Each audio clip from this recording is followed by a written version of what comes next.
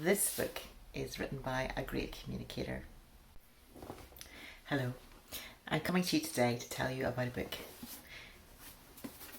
by Simon Armitage, who's the Poet Laureate in Britain, and his book is called A Vertical Art, and it's obviously about poetry. In this, he's going to include the debate about Bob Dylan winning the National Award for Literature, lists and how lists are important in making poems.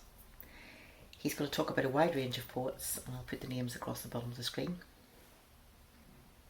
He's also very aware of 21st century poetry, so he talks about Rupi Kaur and other methods of finding poetry digitally on the web.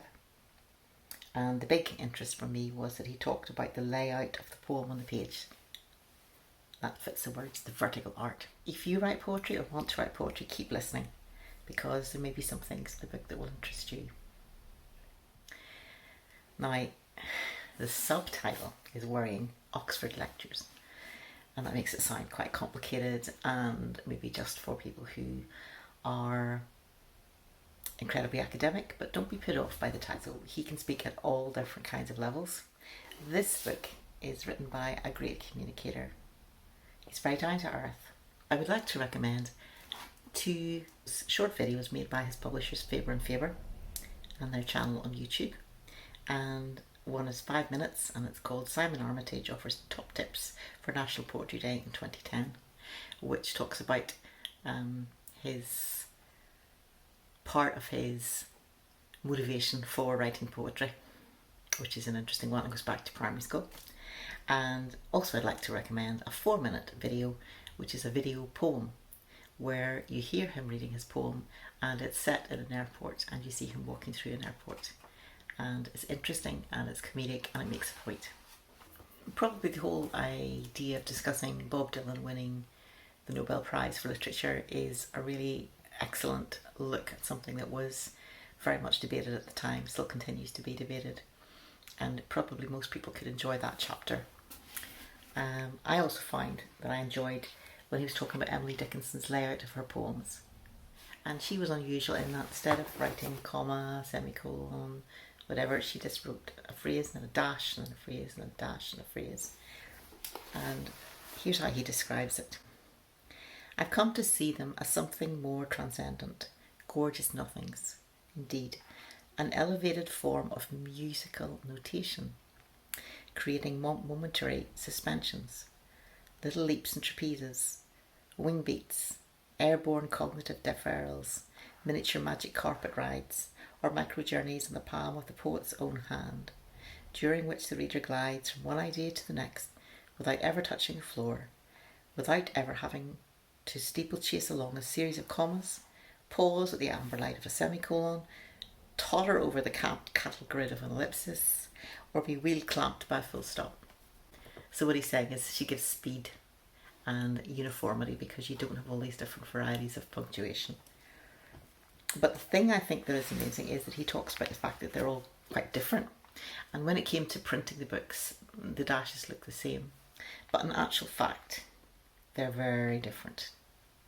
And he's pointing out this. It is tempting too to think that we should consider those original scribblings, fascicles and packages as works of visual art, pictograms for which printed text has no real equivalent.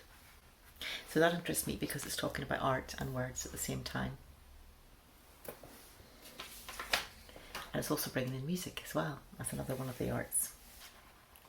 Now, for our American readers, Walt Whitman is also mentioned too, and he talks about Walt Whitman's music as being musical, full of the musical phrasing and cadences of the religious proclaimer, the prophet, the sermonizer, the medium, the mesmerist, the hypnotist. So there's a bit of list going on in this poem, but in this writing, in this prose himself. But he basically says, narrator and presenter for whom the refrain and the list is a pivotal technique. So for anyone who's writing poetry, the idea of repeating is helpful here, and the fact that you can start from a list, or you can have a list in the background as a basis for starting from, knowing you can pull from it and use it. So it's very practical for those writing poetry. He also draws a line between poetry and painterly, and mentions that both Bishop and Smith, Stevie Smith and Elizabeth Bishop, were both practitioners of the art, visual art, and especially Stevie Smith illustrated her poems with little line drawings. And two more things for those who write poetry is that he talked about a really interesting project that I hadn't heard of elsewhere, and it was one poet who was inspired by the kind of roll of paper you would put into an adding up machine. Now this would have been some years ago whenever that was a thing, and it's called Tape for the Turn of the Year, done by the poet A.R. Ammons, Ammons, and he took a roll of adding machine paper and he started writing in December, and he wrote through to January, almost a month's worth, just missed a few days. And he wrote on this continuous roll of paper. It was only 3 inches wide, so your lines couldn't be very long, but he kept on writing, and that was a project. And I thought, what a great idea to take a set amount of time and a particular continuous roll of paper, and for that set of time write poems.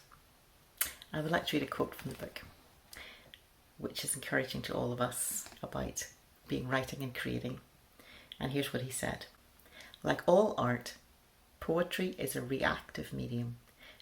What comes out is a version of what goes in.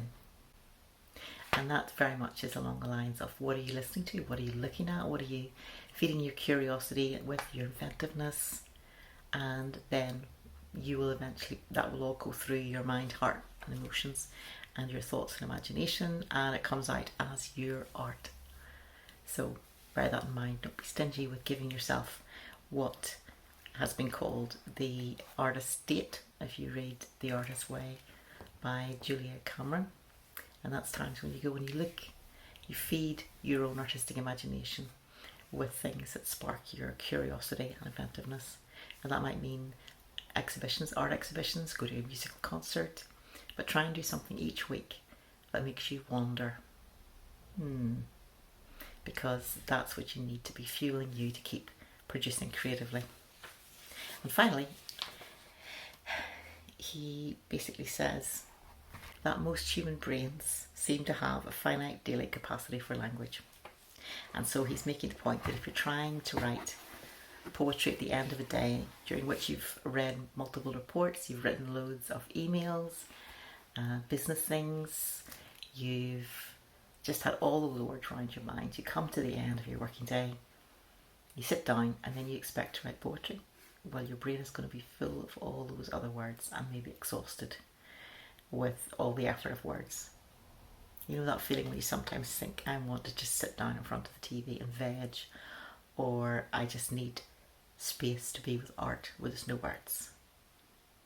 I think that's a helpful balance to have in mind. How am I doing with the balance of words?